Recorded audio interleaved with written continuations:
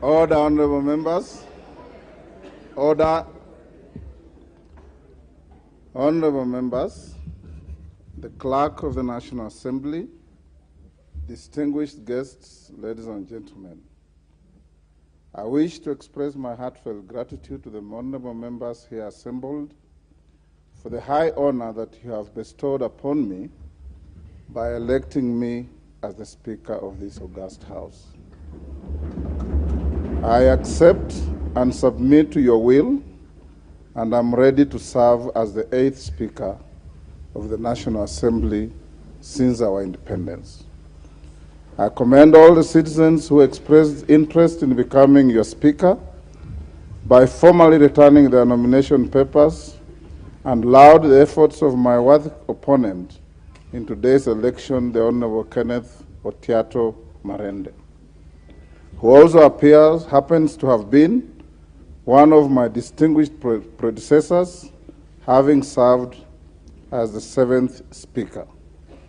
My other distinguished predecessors include Sir Humphrey Slade, the Honorable Frederick Mbiti Gideon Mati, the Honorable Moses Kiprono Arap Keino, the Honorable Professor Kimetet Arap Ngeno, the Honorable Kausai Francis Xavier Ole Kaparo, and my immediate predecessor, the Honorable Justin Beda Njoka Muturi.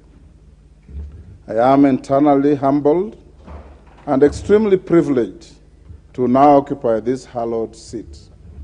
Honorable members, when I look at you and visualize the grueling campaigns you have all undergone, I must say that I am proud of all of you for ultimately making it to this House a dream for everybody. I commend you. I'm delighted to note that over 55% of members of the last Parliament have been re-elected. Of this category, 24 of you served in the previous parliaments. Your re-election demonstrates the confidence that the citizenry has in the leaders that they elect to this House. Spurred by this, we should therefore be confident that if we are true to our oath or affirmation of office and responsive to the needs of our people who are sovereign, we will always be the people's house.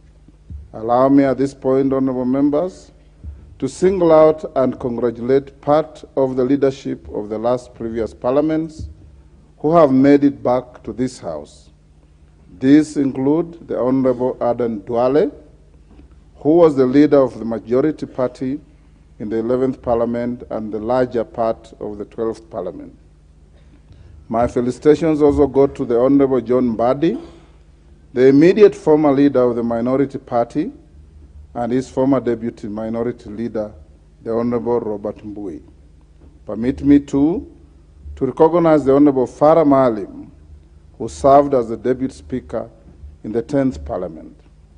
My congratulations also extend to the Honorable Emmanuel Wangwe, the immediate former majority whip, the Honorable Junet Mohammed, the immediate former minority party whip, and the Honorable Jessica Mbalu, a former member of the Presidium.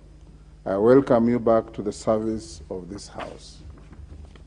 Honorable members, the National Assembly of the 11th Parliament had 68 female members. That number increased to 76 in the last Parliament. Today, this 13th Parliament has seen the number rise to 82, with 29 women having been elected to represent single-member constituencies. This increase is a significant step towards achieving the aspiration of the gender parity in representation as desired by our 2010 Constitution. I wish to single out the Honorable Millie Odhiambo, who is now serving her 4th consecutive term.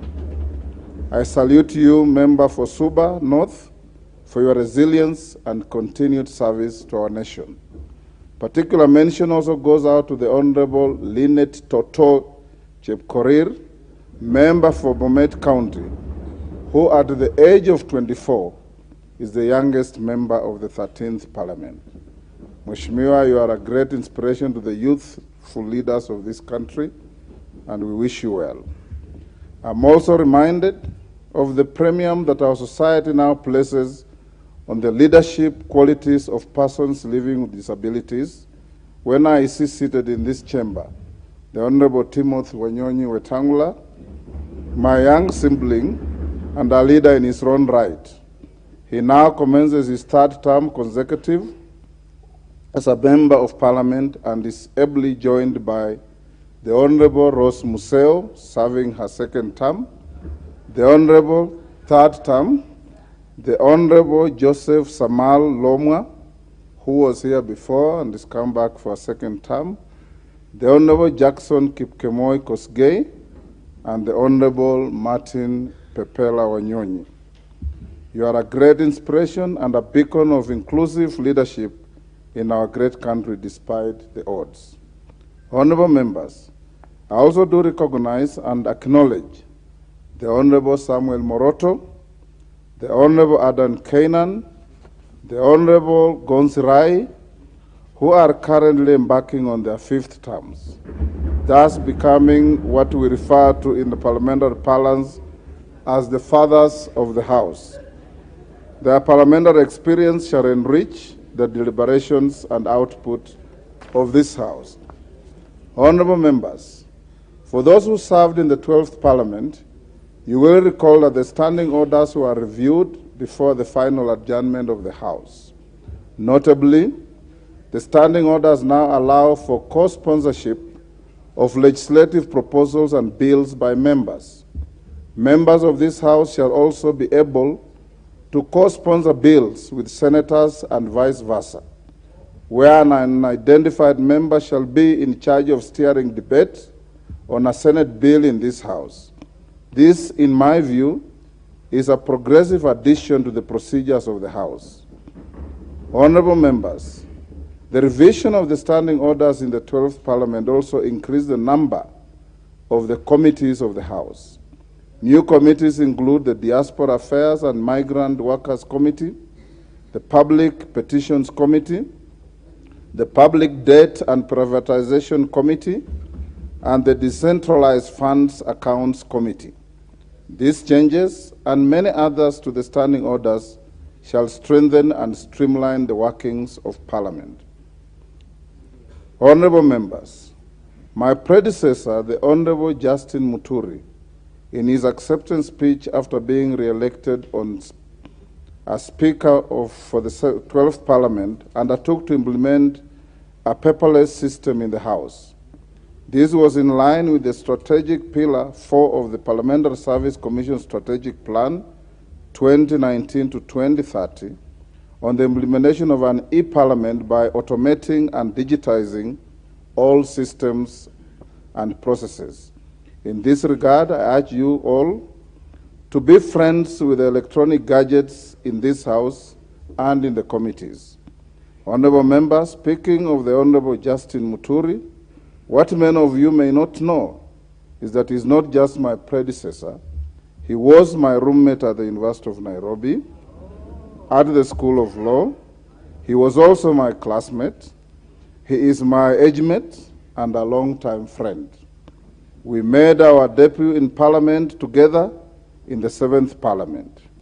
We were appointed earlier in our years as magistrates on the same date. Indeed, I do not know whether to call it fate, sheer coincidence, or maybe it's God's plan, but whatever it is, our paths in life have always met, and today they meet again. Indeed, although once in a while we have found ourselves in different political sides, our friendship with the Honorable Muturi goes back many years, and I'm therefore honored today to take over from my dear friend. Honorable members, the Honorable Justin Muturi shall be remembered for the great legacy and reforms he leaves behind, and you do not have to look further, just look around. Members who have previously served in this House can attest to this. Members of the 13th Parliament shall move into the new modern offices in the tall brown building you may have seen at the corner of the Parliamentary Square, a project that was well executed under Honorable Muturi's leadership. As the chairperson of the Parliamentary Service Commission, he has left behind an excellent and professional parliamentary service. His communications and rulings on various constitutional, practice, and procedural matters were landmark, novel, and rich in jurisprudence. I could go on, but all I can say, he did a great job for this House and this country. Honorable members, I am particularly honored that for the first time in the history of Parliament, the Honorable Justin Muturi has also set a precedent through a symbolic and formal handover process that you just witnessed when I was declared the Speaker. This is not only honorable, but it is an act that shall remind us for a long time of his great leadership style. The symbolic handover process by a Speaker should indeed be part of the traditions of this House, and it is a practice we should carry on. Having said this, join me now in applauding the former Speaker of this House, the Honorable Justin Muturi. Thank you. Honorable members, the author Gary Levy, in the book Speakers of the Canadian House of Commons, notes that presiding officers in the Commonwealth customary relinquish their right to participate in debates. Put differently, despite the title, a Speaker does not speak but allows members to speak and presides over debate in the House. I'm aware that the Constitution precludes the Speaker from voting on any question proposed for decision in the House. But as your Speaker, I'll let my work speak for me. Honorable members, in this 13th Parliament, I undertake to prioritize two key issues. These are enhancing public trust in this House and the institution of Parliament, and nurturing and upholding comity between our two houses and between the National Assembly and other arms of government, with particular attention to our judiciary, which has often appealed for reasonable consideration by the legislature. Honorable members, the Constitution states that the authority that has been assigned to you and I under oath is a public trust. Hubert Humphrey, the 38th Vice President of the United States of America, is quoted to have stated that, I quote, "Anyone who has ever been elected to public office understands that one commodity above all others, namely the trust and confidence of the people, is fundamental in maintaining a free and open political system." In assuming our respective offices in this House, we are under a constitutional obligation to discharge our mandate in a manner befitting the offices that we have been entrusted to hold. As your Speaker, I undertake to strengthen public trust in the institution of Parliament. I will be keen to midwife, through the Parliamentary Service Commission, live broadcast of committee proceedings and the full operationalization of Bunge TV channels to highlight the work done by this House and its members.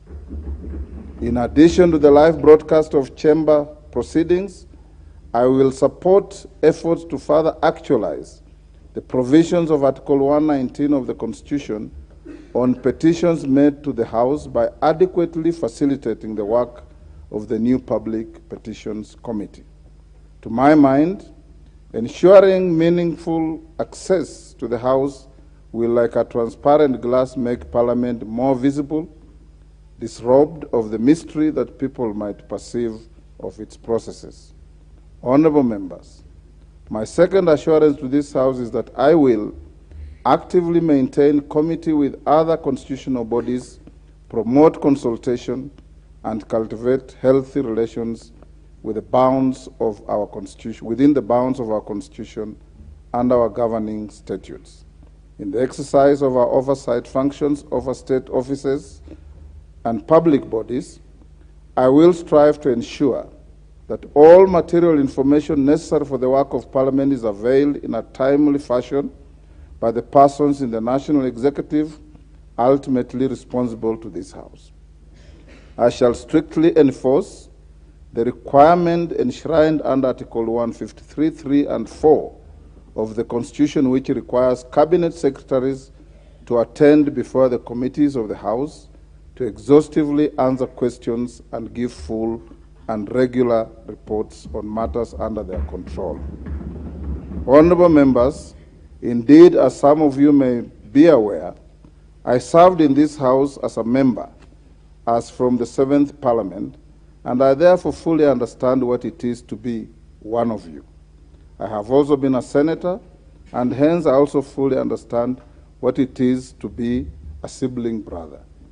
I have served in the executive as a minister and assistant minister in different portfolios.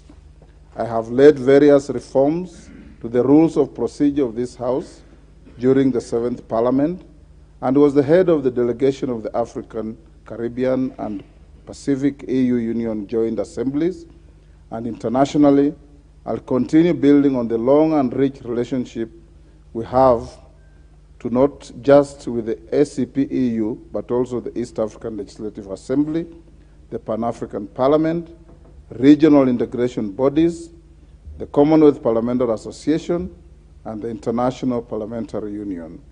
Suffice to mention, honorable members, that the standing orders you enjoy using today with the committee system were drafted by yours truly, the late Bonaya Godana, Julius Sunkuli, whom I believe has been re-elected to this House, and one Bishop Kimani, then Member of Parliament from Nakuru.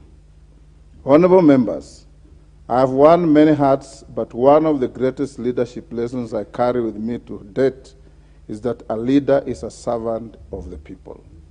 I live by the great words of the 22nd and 24th U.S. President, Grover Cleveland, who served between 1885 to 1889 and 1893 to 1897, who once said, and I quote, "Office holders are the agents of the people, not their masters." These words always ring true to me, and hence moving on, I will be your servant and your agent. My eyes shall be keen to see and listen to all of you. My office will not be an ivory tower, it will be accessible to all of you. Understand to be impartial and promise to see to it that you are able to effectively discharge your constitutional mandate. I am fully confident of building on the past successes of this House and charting new paths that will lead us to more glory and maintain this House as the pride of all Kenyans. Honorable members, I wish to inform you that the National Assembly has organized an induction retreat for all members of this House, which will take place from 18th to 24th September 2022 at a venue to be communicated in due course. This retreat will be a great opportunity for you to thoroughly acquaint yourselves with your mandate, parliamentary processes, and the secrets and tools that will give you a head start as in serving your electorate. I encourage you to attend all these sessions. Honorable members, I wish to commend the acting clerk of the National Assembly and her able team of officers for the successful conduct of the pre-swearing-in orientation last month. The acting clerk has informed me that more than 95% of the members turned up for this exercise. This is a clear sign of your passion to discharge your constitutional mandate, and I encourage all of you to maintain that enthusiasm to serve our people. Honorable members, as I conclude, I unequivocally submit myself to the collective will of this House and reiterate my singular desire to serve with the impartiality, fidelity to the Constitution and the laws of this land, our standing orders, practices, precedents, and traditions of this House. I thank you all. God bless Kenya. God bless our Parliament. Honorable members, I now direct the clerk to read the next order and proceed with the steps necessary for the election of the Deputy Speaker. Thank you. Order number 4, election of the Deputy Speaker.